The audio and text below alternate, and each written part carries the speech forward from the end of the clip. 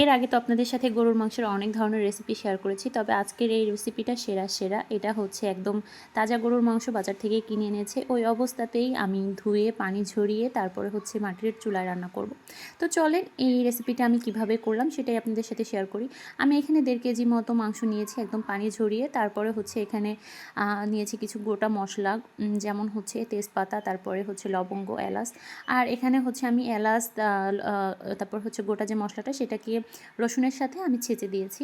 তারপরে হচ্ছে দিয়েছি আদা বাটা, জিরা বাটা, তারপরে হচ্ছে লবণ, পরিমাণ মতো হলুদ, আর হচ্ছে পেঁয়াজ ব্রেস্তা করে ভেজে রাখা যে তেলটা ছিল সেই তেলটাই আমি এখানে ব্যবহার করেছি। তারপরে হচ্ছে দিয়েছি কিছু পেঁয়াজ ব্রেস্তা। এইটার হচ্ছে পেঁয়াজ ব্রেস্তা দেওয়ার কারণেই মাংসের টেস্টটাই পুরো চেঞ্জ হয়ে যাবে এবং এর ফ্লেভার অস্থির মজা। এই রান্নাটাই আপনারা রসুন ছেঁচে দেওয়ার চেষ্টা করবেন, কারণ রসুন ছেঁচে দিলে না, রসুন মানে যত মাংস জাল হবে তত রসুনের ভিতর থেকে একটা ফ্লেভার বের হবে আর খেতে ভীষণ মজা লাগে। মানে এই মাংসের ফ্লেভারেই আপনার মানে ক্ষুধা লেগে যাবে। তারপরে এটাকে আমি ইচ্ছা মতো হাত দিয়ে একদম মেখে নিচ্ছি।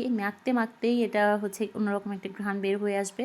তারপরে হচ্ছে আমি এখানে যেটা করেছি সেটা হচ্ছে কেটে রাখা যে মরিচটা ছিল, শুকনো মরিচ, সেটাকে একটু পানিতে ভিজিয়ে রেখে সেটাই আমি এখানে ব্যবহার করব।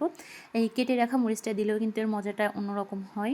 ওই যে গ্রামের মানুষ বলে না, কেটে ছিঁড়ে দিয়ে রান্না করেছি, আসলে ওটা খেতে কিন্তু ভীষণ মজা লাগে। তো তারপরে হচ্ছে আমি চলে যাব একদম মাটির চুলায়। আমি এখানে আরও কিছু গরুর মাংস অ্যাড করেছিলাম। আমার মাংসটা হচ্ছে মানে কম মনে হচ্ছিল যে একটু কম হয়ে গেছে। পরবর্তীতে আমি কিছুটা মাংস অ্যাড করেছি, সেটা আপনাদের দেখাতে ভুলে গিয়েছিলাম। এখানে মোটামুটি আমি 2 কেজি মতো মাংস হচ্ছে রান্না করছি। তো মাটির চুলায় মাংস রান্না করলে এর টেস্টটা কিন্তু অনেক মজা হয়। এখানে দেখেন মাংস কষাই করতে করতে কিন্তু অনেকটা পানি বের হয়ে এসেছিলো, সেটাও আমি হচ্ছে টানিয়ে নিচ্ছি। আর মাটির চুলাতে রান্না করতে কিন্তু খুব বেশি সময় লাগে না। ভালো মতো যদি জাল দেওয়া যায় তাহলে রান্না হতে অনেক অল্প টাইম লাগে। আর মাংসটার পরিমাণ যদি একটু বেশি হয় তাহলে তো রান্না হতে একদমই সময় লাগে না। আমি এইভাবে যেদিনই মাংস রান্না করি আমার বাসার সবাই কিন্তু একদম চেটে পুটে খায়, আর এটা খেতে সত্যি বলছি অনেক বেশি মজা হয়। আমি ঠিক যেভাবে রান্না করছি ওইভাবে একদিন একটু রান্না করে দেখবেন। এখানে দেখলাম খুন্তি দিয়ে একটু মাংসটা কিন্তু অনেকটাই হয়ে এসেছে, মানে কষাই করতে করতেই কিন্তু মাংসটা অনেকটা রান্না হয়ে গিয়েছে। আমি এখনও ঝোলের পানি দেইনি। তারপরে এই যে দেখেন এখানে হচ্ছে আমি কিছুটা ভেজে রাখা আলু দিয়েছি। আলু হচ্ছে নতুন আলু ভেজে না দিলেও হয়, তবে ভেজে দিলে কি হয়, এটার কোনা ভাঙে না আর আলুটাও ভাঙা ভাঙা হয় না, ঝোলের সাথে আলুটা মিশে যায় না।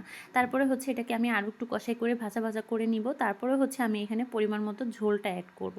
মাংস যদি সিদ্ধ হয়ে আসে তাহলে হচ্ছে ঝোলের পরিমাণটা একটু বুঝে শুনে দেওয়াই ভালো, কারণ গরুর মাংস একটু শক্ত থাকলেই ভালো লাগে, খুব বেশি নরম হয়ে গেলে কিন্তু খেতে মজা লাগে না। আমি বুঝে শুনেই একটু ঝোল অ্যাড করেছি। এই তো ঝোলটা কিছুটা ফুটে আসলেই আমি মাংসটা নামিয়ে নিব। দেখেন মাংসটা কিন্তু একদম কমপ্লিট হয়ে গিয়েছে, সুন্দর তেল বের হয়ে এসেছে। এরপরে হচ্ছে আমি কিছু জিরা ফাঁকি আর গরম মশলা দিয়ে মাংসটা নামিয়ে নিব। এটা খেতে কিন্তু অসাধারণ হয়েছিল। আপনারা সবাই একবার হলেও ট্রাই করে দেখবেন। তো কেমন লেগেছে আমার রান্না অবশ্যই বলে যাবেন। আল্লাহ হাফেজ।